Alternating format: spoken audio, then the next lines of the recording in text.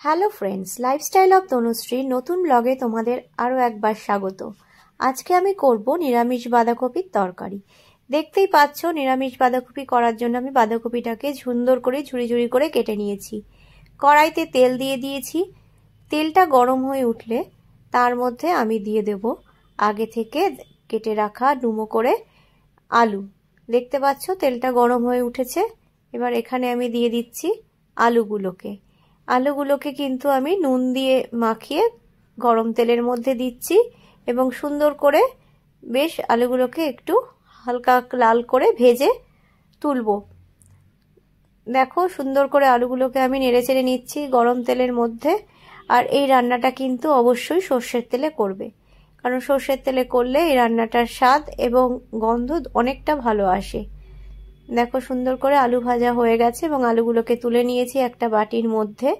এবার ওই কড়াইতেই ওই তেলের মধ্যেই আমি দিয়ে দিয়েছি জিরে ফোড়ন, তেজপাতা আর শুকনো লঙ্কা, আর একটা দিয়েছি ছোট এলাচ।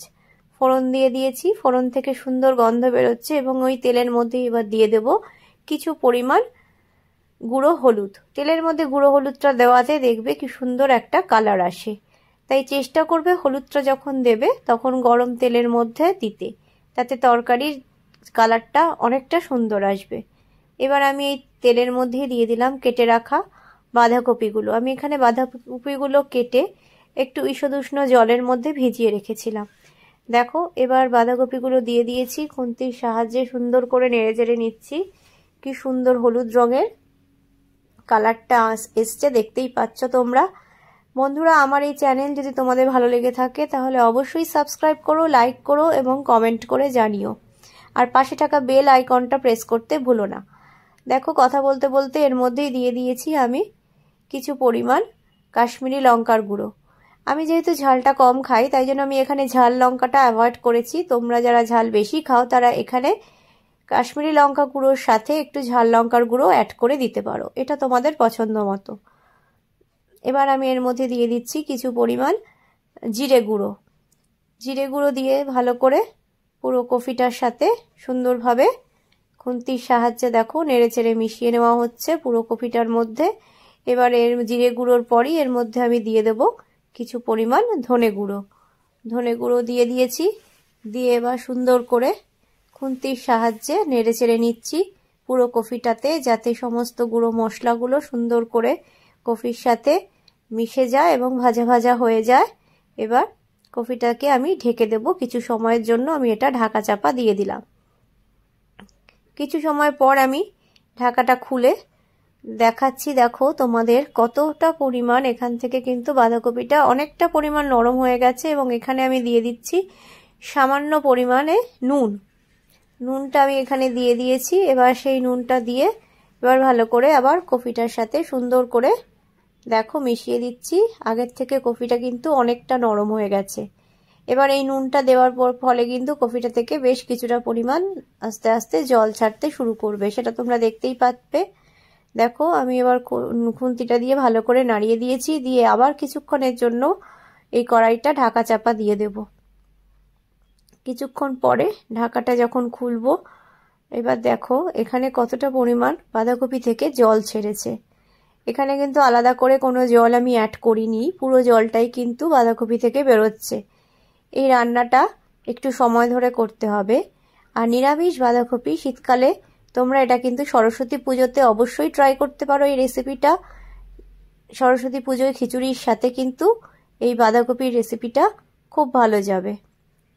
দেখতে পাচ্ছ বাঁধাকপির থেকে প্রচুর পরিমাণ জল ছেড়েছে আর কালারটাও কি সুন্দর এসছে।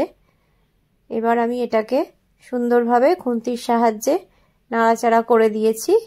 দিয়ে এবার এইখানে এই পরিমাণ এখানে একটা বলে রাখি, এই বাঁধাকপি যেহেতু শীতের সবজি তাই জন্য এর সাথে কিন্তু অবশ্যই তোমরা পারলে মটরশুঁটি দেবে। আমি আবার কিছুক্ষণের জন্য এটা ঢাকা দিয়ে দিয়েছি। মটরশুঁটি দিয়ে বাঁধাকপি কিন্তু খেতে খুবই ভালো লাগে। এবার দেখো ঢাকাটা খুলে দিয়েছি। ঢাকা খুলে দেখতেই পাচ্ছ বাঁধাকপিটা আগের থেকে অনেকটা নরম হয়ে এসছে।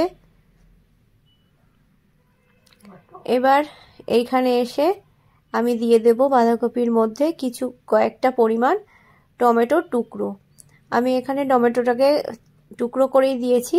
চাই তোমরা যদি কেউ মনে করো সেক্ষেত্রে তোমরা যদি টমেটোর পিউরি ইউজ করতে পারো, তবে টমেটোর পিউরি দিলে তোমাকে সেটা প্রথমে মশলাটা যখন বাঁধাকপি দিচ্ছ তখন সেটা তার আগে দিয়ে দেবে, না হলে একটা টমেটোর কাঁচা গন্ধ করবে। আমি যেহেতু টমেটোটাকে কেটে দিয়েছি তাই জন্য এটা আমি এই পর্যায়ে এসে টমেটোগুলোকে দিয়েছি এবং সুন্দরভাবে নাড়িয়ে চাড়িয়ে কিছুক্ষণের জন্য আমি আবার পুরোটা ঢেকে দেবো। এখন দিয়ে দেবো কিছু পরিমাণে কড়াইশুঁটি দিয়ে বাঁধাকপি আগেই বলছিলাম দারুণ লাগে। দেখো আমি এবার দিয়ে দিচ্ছি কিছু পরিমাণ কড়াইশুঁটিগুলো দিয়ে ভালো করে বাঁধাকপিটা খুন্তির সাহায্যে সুন্দর করে নেড়ে নিতে হবে।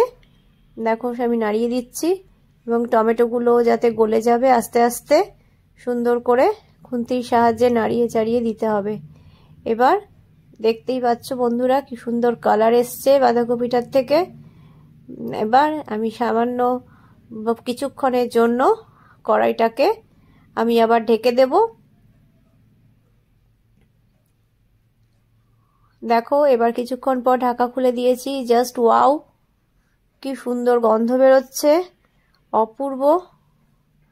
তোমরা যখন এই রেসিপিটা ট্রাই করবে তোমরা বুঝতে পারবে কতটা ভালো এবং সুস্বাদু হয় এই বাঁধাকপিটা।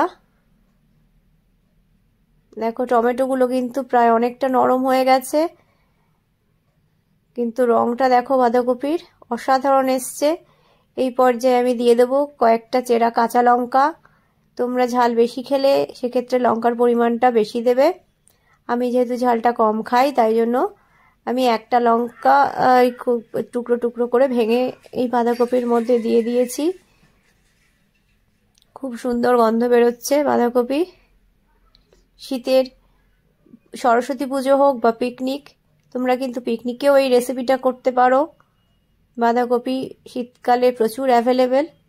এবার আমি আবার কিছুক্ষণের জন্য ঢেকে দিচ্ছি। দেখো কিছুক্ষণ পরে ঢাকা খুলে দিয়েছি। আবার টমেটোগুলো প্রায় গলে গেছে আর বাঁধাকপির জলটাও অনেকটা কমে এসছে, কফিটাও সেদ্ধ হয়ে গেছে এবং নরম হয়ে এসছে অনেকটা। হ্যাঁ তোমরা দেখলেই বুঝতে পারছো। আর খুব সুন্দর একটা গন্ধ বেরোচ্ছে। আমি আবার এটাকে একটু নেড়ে চেড়ে দিচ্ছি। এই বাঁধাকপির রেসিপিটা কিন্তু বন্ধুরা একটু সময় ধরে করতে হবে এবং একটু ধৈর্য সহকারে করতে হবে। দেখো কত সুন্দর পরিমাণ রংটা বেরিয়েছে, দেখতেই পাচ্ছ। এটাকে আমি আবার একটু খুন্তির সাহায্যে নাড়াচাড়া করে দিচ্ছি। এবার আমি এখানে এসে দিয়ে দিচ্ছি আমার আগে থেকে ভেজে রাখা যে আলুগুলো আমি ভেজে রেখেছিলাম, সেই আলুগুলো আমি দিয়ে দিলাম এই কফিটার মধ্যে। দিয়ে সুন্দর করে খুন্তির সাহায্যে সেই আলুগুলোকে একটু উল্টে পাল্টে সবজিগুলোর সাথে নেড়ে চেড়ে নিচ্ছি। দেখো এখানে কিন্তু আমি এখনো কোনো জল অ্যাড করিনি, বাঁধাকপিটা তার নিজস্ব জলেই কিন্তু নরম হচ্ছে। এবার আবার কিছুক্ষণের জন্য ঢেকে দেব। কিছুক্ষণ পরে আবার ঢাকা খুলে তোমাদের দেখাচ্ছি। দেখো কি রকম রয়েছে আমার বাঁধাকপি, কি পর্যায়ে রয়েছে দেখতে পাবে। দেখো দেখতেই পাচ্ছ কি সুন্দর কালার এসছে আর অপূর্ব গন্ধ বেরোচ্ছে। জলটাও অনেকটা পরিমাণ শুকিয়ে গেছে। আমার মনে হয় না এই তরকারিটাতে আর কোনো জল দেওয়ার প্রয়োজন আছে। বাঁধাকপি তার নিজের যে জল বেরিয়েছে তাতেই সেদ্ধ হয়ে গেছে।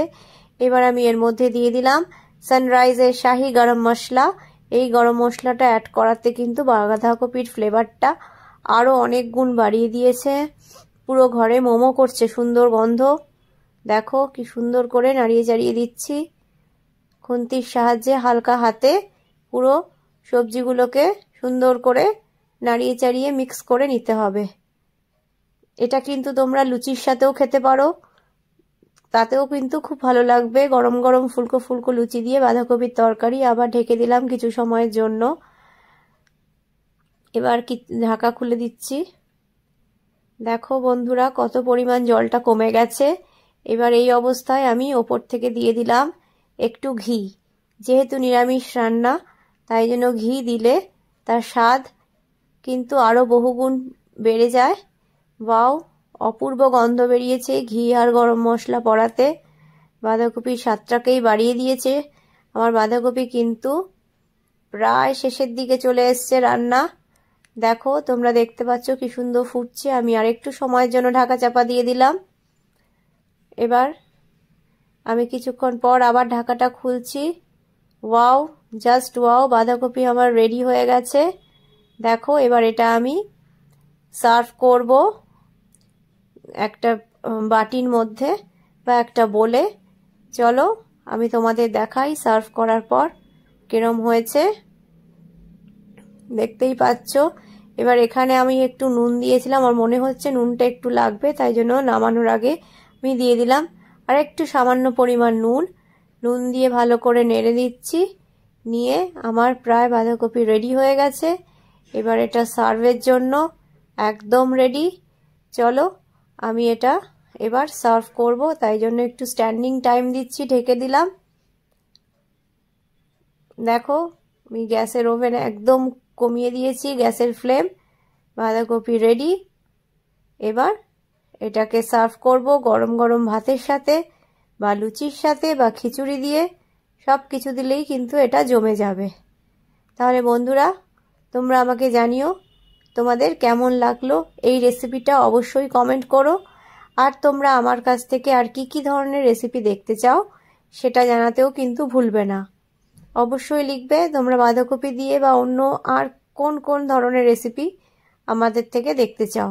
দেখো বন্ধুরা সার্ভ করে দিয়েছি। এই বাঁধাকপিটা অপূর্ব লাগছে দেখতে, দেখতেই পাচ্ছ। চলো সবাই খুব ভালো থেকো, টাটা, দেখা।